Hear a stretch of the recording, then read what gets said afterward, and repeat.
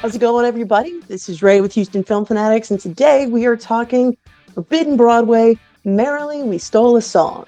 Talking with one of the cast members, Denny Lee Stern, who has not only been a veteran of Forbidden Broadway, but is also bringing her talents back down to Houston to share a all-new show with us. We could not be more excited. It's going to be playing April 24th through the 27th at the Hobby Center. Tickets are on sale now at thehobbycenter.org, so be sure to check those out. But without further ado, let's get down to the interview.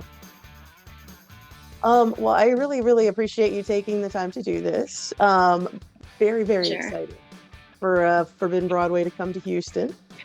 Yes, I can't wait. I'm so excited. I've never been to Houston and I can't wait. So excited.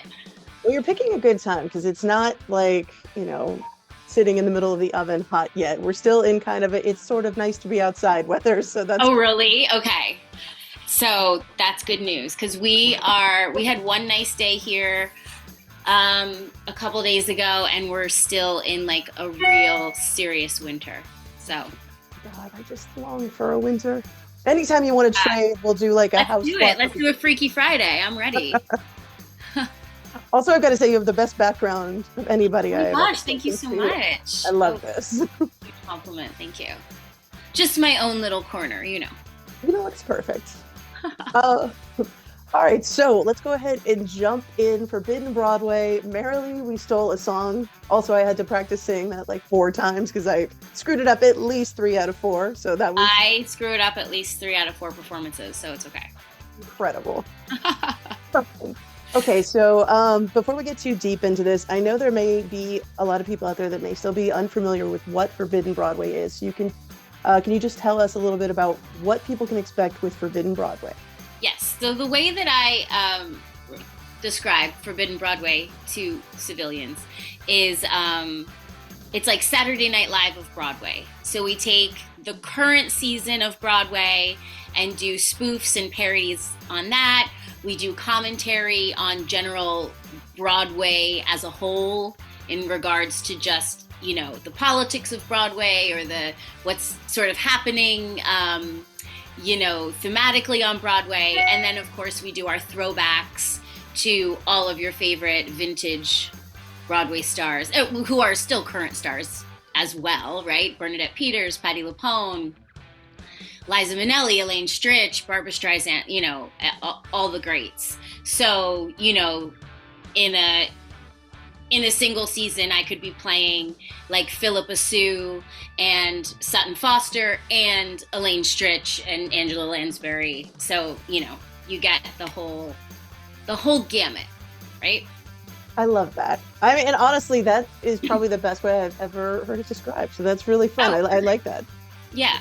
And definitely Um, something for everyone too, like as Saturday Night Live is, right? Like if you hadn't watched the news all week, you can still watch Saturday Night Live and laugh and have a good time. And I think it's the same thing with Forbidden Broadway. If you drag your boyfriend or your kid or your aunt who's maybe not so proficient in exactly what's happening in this season of Broadway, just the comedy and the funny faces alone, like, will entertain you. So. Absolutely. Now, you're a Forbidden Broadway veteran. You appeared in the original companies of Forbidden Broadway, which is incredible. What was it about the initial idea of this production, of this, I guess, series that really kind of drew you to it? Yeah, so the way that it kind of works in our business is like, we're drawn to the things that people want us to do, right? So like now we all have different stories. I know that there's a lot of Forbidden Broadway performers who have been super fans from the beginning because they listen to it's really big. A lot of people get introduced to Forbidden Broadway as college students. So if you're studying theater in college, it's like a big thing to do. I didn't do that, so I kind of missed that part. But I did have a lot of friends who were in Forbidden Broadway. And so the audition came across my desk, so to speak. And I was like, I don't like do impressions. Like I don't, it's not what I do. You know what I mean? And my dad was like a big time coach. He coached collegiate track and field and cross country. And he was like, what are you talking about? That's all you do. So the story is when I was like 5, 6, 7, 8 years old, there, I'd be on these trips with my dad, and these women that he coached, girls really, they would come from all over the world, certainly all over the country, but some were from like Ghana and Ireland and all these things. And so I would sit on these trips, and like if we were waiting at an airport, I would go through the list, like 6 years old, go down the line of girls and do their voices from where they were from, right? So if they're from like North Dakota or Houston or Los Feliz or Saratoga Springs, and like that's just my ear picked that up from such an early age. So that was kind of my thing.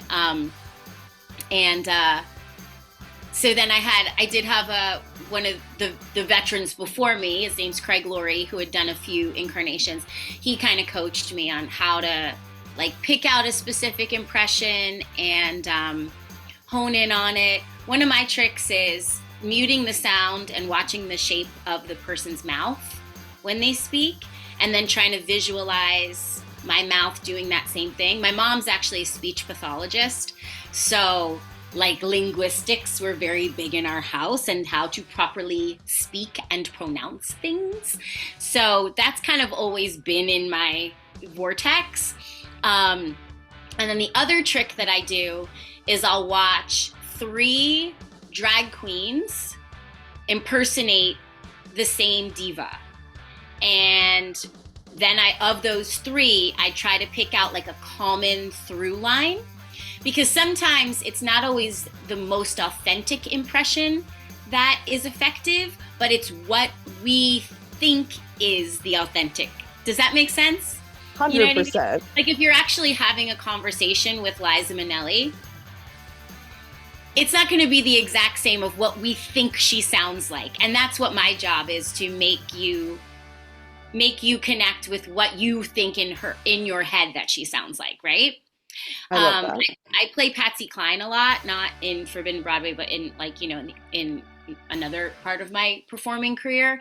And one of the things with that is like, pretty much, I don't think there's going to be, like I'm doing a show this weekend. 100% there will not be anyone at that show who has seen Patsy Cline live. Too much time has passed. So what I need to do is do an impression of the recordings that they're used to hearing, which is not just her voice, but layered in the recording style of the time period. Does that make sense? It does. Like, I mean, it's like, it's the most, I guess, honest way to do kind of an impression of somebody, but also make it relatable to audiences. Like, yeah. Right? Like if I had personal tapes of Patsy Cline that only I ever heard, it's not going to be as effective because nobody knows what that sounds like. So anyways, so I was really drawn to the whole like, academia of linguistics, I guess. And then adding on just like my natural, clown behavior on top of it.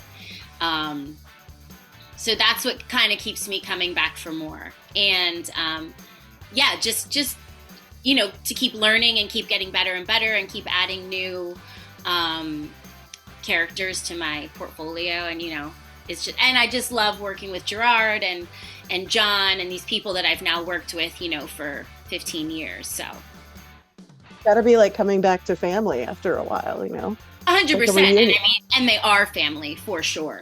So and that's really the most important thing. I mean, you'll see in this business, right? I mean, in every business, but our business is, more out in the open. You'll see even on major television networks, like how people keep working with the same people over and over, right?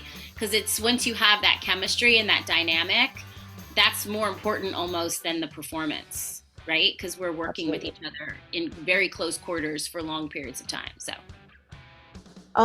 For the current production of Forbidden Broadway, I'm not going to do it. Now I am going to do it. Merrily, we stole a song. Yes. I'm killing it. Do you have a favorite skit that you look forward to the audience seeing every night? Oh my gosh. Okay. So like, not to give it away, I don't know if it's like a spoiler alert, but my favorite, skit is The Outsiders parody. So I am in it. I won't give it away, although you probably have promo shots. But that was definitely like one of the most fun to put together and collaborate on. And yeah, I mean, I'm like anybody's at heart, so this character's been in my body for a long time. And that's, I mean, obviously I'm like beaming talking about like that's just my favorite. I don't know. When I come out as that, I feel like my truly authentic self.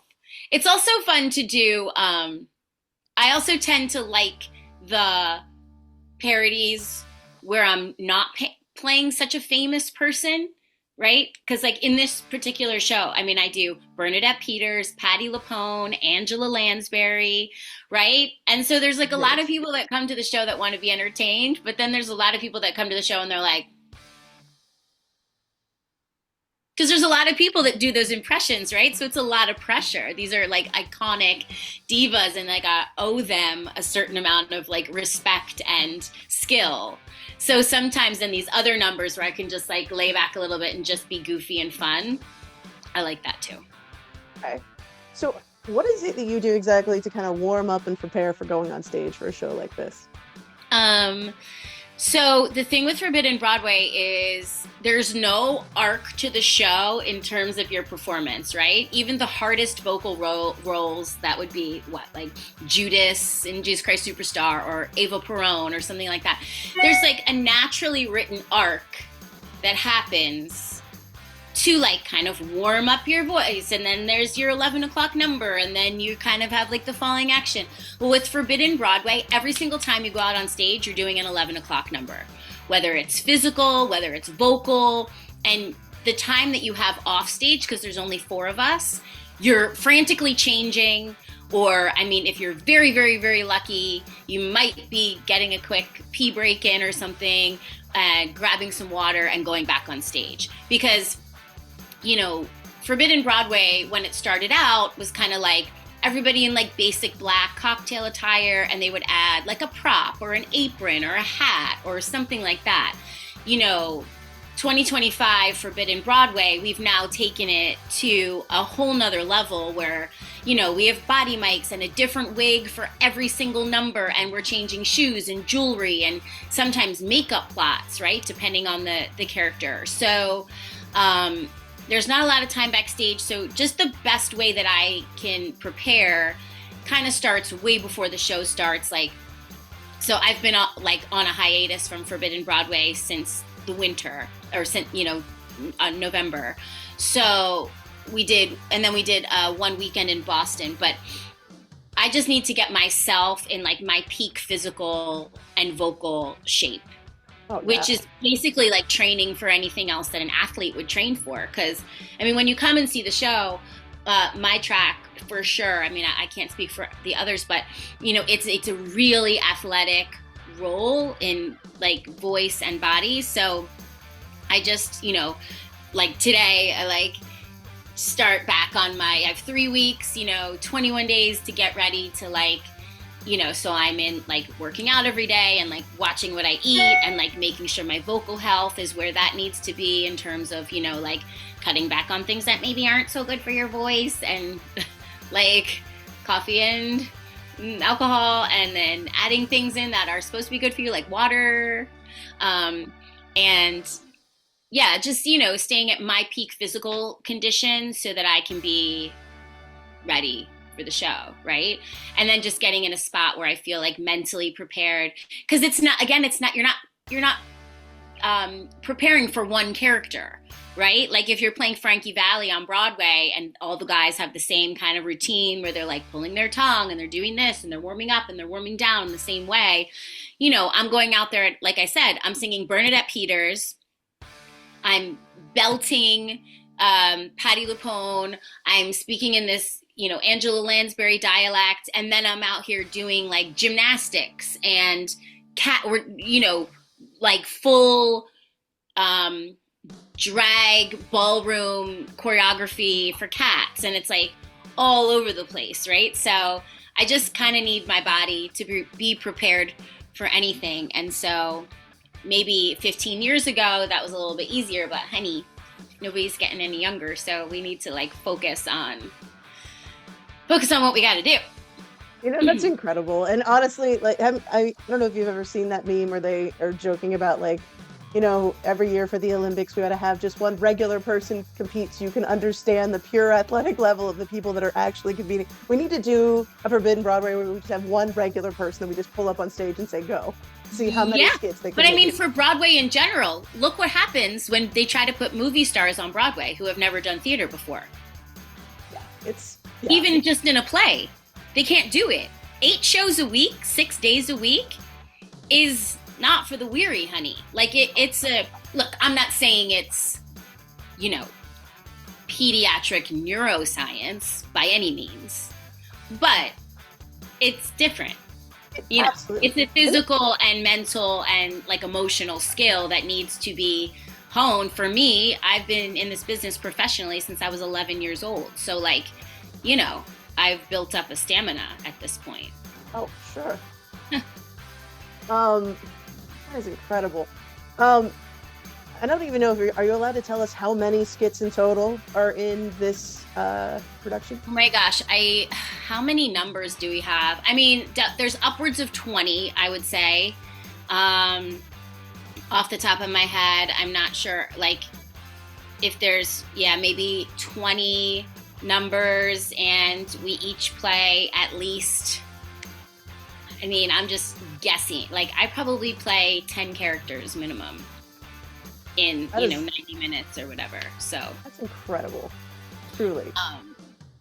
So it's like, and again, you're gonna get everything from like things that are currently running on Broadway now to things you haven't thought of in years and are like, oh my gosh. And for this one in Houston, we are bringing back some of the oldies and the goodies that everybody loves, like Chicago and Jersey Boys and Mamma Mia and stuff like that, in addition to Merrily We Roll Along and Six and Old Friends with Bernadette Peters and The Outsiders and Cats and all the things.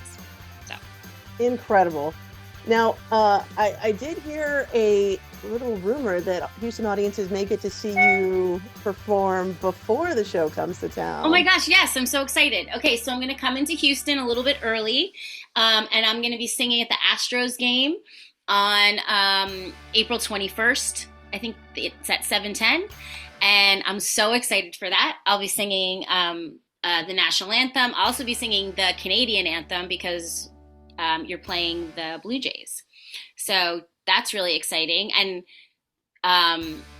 the Sky Dome in Toronto is the first place that I sang the national anthem, like in a professional arena. So it's kind of cool, kind of ties it all in. That's I live awesome. outside Philly, so I sing for the Phillies every year, which is awesome. And so I reached out to the Astros and they were like, yeah, great. So I'm excited. That is awesome. I'm very excited for that. I'm a huge Astros fan. And so we got a nice, shiny new sponsor for our ballpark.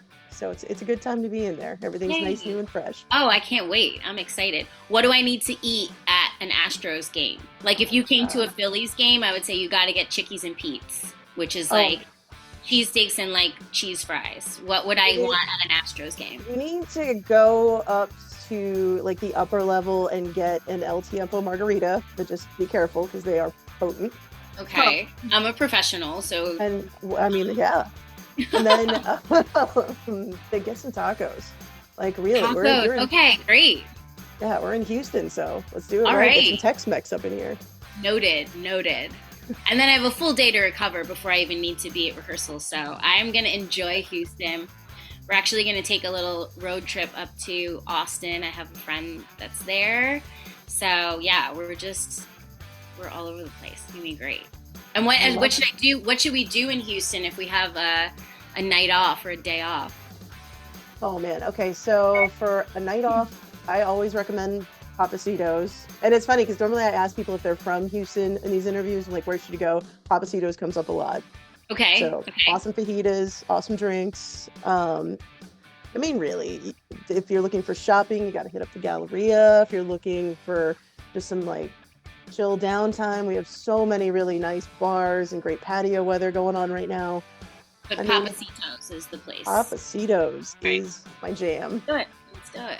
I say this every time. You guys really need to just start throwing me some free tacos. That's all I'm saying. Yeah, seriously. What?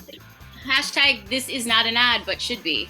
It's not, but I love you guys. Anyway, yeah, my spouse actually gave me a Papacito shirt for Christmas, and I'm like, well, now people think I work there, but I don't. But anyway, Yeah, you're like I'm a proud employee and I'm supporter. gonna rep it.